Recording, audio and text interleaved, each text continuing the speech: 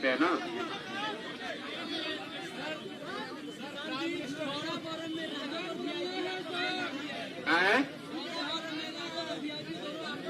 भाई महागठबंधन के नाम पर ये लूट की लड़ाई है।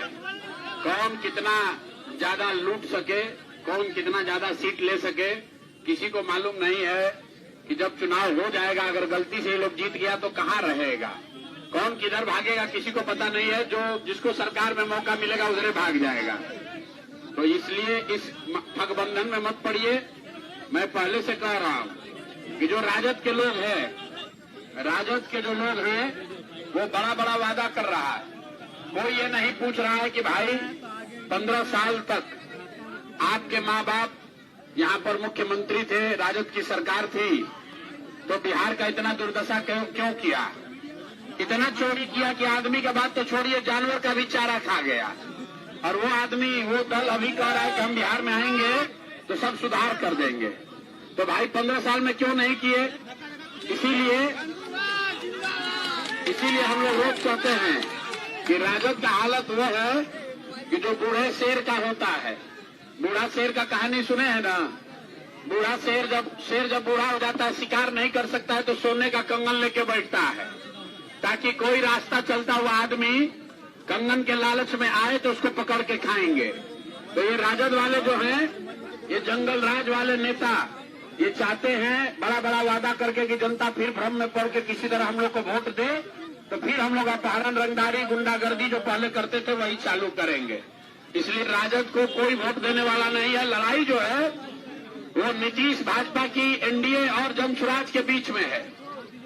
नीतीश भाजपा के भ्रष्टाचार से, इनके नीतियों से जो बिहार के लोगों का नुकसान हुआ है, बिहार के बच्चे जो बाहर जाकर 10-12 हजार रुपए में मजदूरी करने के लिए मजबूर है, उसको बदलने के लिए हर हालत में नीतीश और भाजपा एनडीए को हराइए, नई व्यवस्था जनसुराज की बनाइए, तभी आपके बच्चों के लिए पढ़ाई रोजगार होगा। अन्यथा 30 वर्ष से नीतीश शिक्षा जैसे चला रहे हैं ऐसे ही चलता रहेगा। अगर गलती इस बार किए तो अगले 5 वर्ष भी भैया रोना मत, फिर मुखिया आपको 2-2.5 हजार रुपया राशन कार्ड में लेगा ही लेगा। इंदिरा आवास बनाने में 20,000 घूस लगबे करेगा। बिजली का बिल गलत आएगा ही, नकली शराब बिकेगा ही बिकेगा। और आपका बाल बच्चा यहाँ से जाकर गुजरात में, तमिलनाडु में जाकर मजदूरी करेगा। अगर ये स्थिति बदलना है तो नीतीश भाजपा को हटाइए, नई व्यवस्था बनाइए।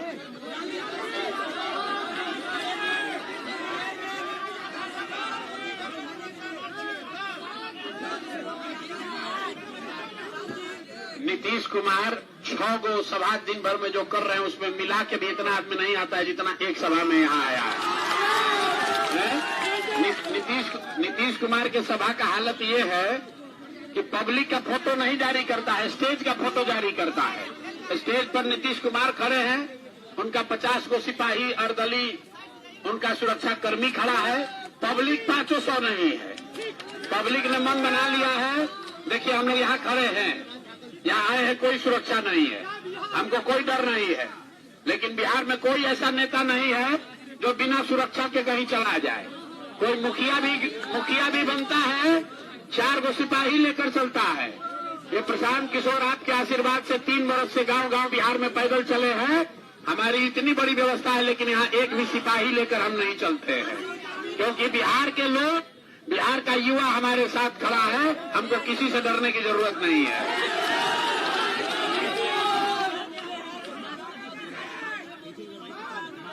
अच्छा, अमित शाह बोले हैं कि कह रहे हैं कि अमित शाह बोले हैं सम्राट चौधरी को जिताइए।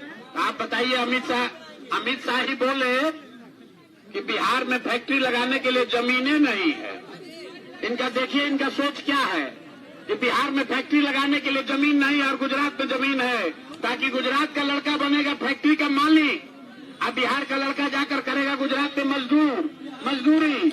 तो भैया बिहार के लड़कों को मंजूर है? कई वो अमित शाह आएंगे और जाएंगे, बिहार के लड़के अभी इस बात पर तैयार नहीं है। अभी तक विकल्प नहीं था, इसलिए मजबूरी में इन लोग को वोट देना पड़ता था। अब विकल्प मिल गया है जन स्वराज का विकल्प है। हर हालत में बिहार में नई व्यवस्था बनेगी और जो लड़के गुजरात में, तमिलनाडु में जाकर मजदूरी कर रहे हैं, वही लड़के बिहार वापस आएंगे, फैक्ट्री लगाएंगे भी और चलाएंगे भी।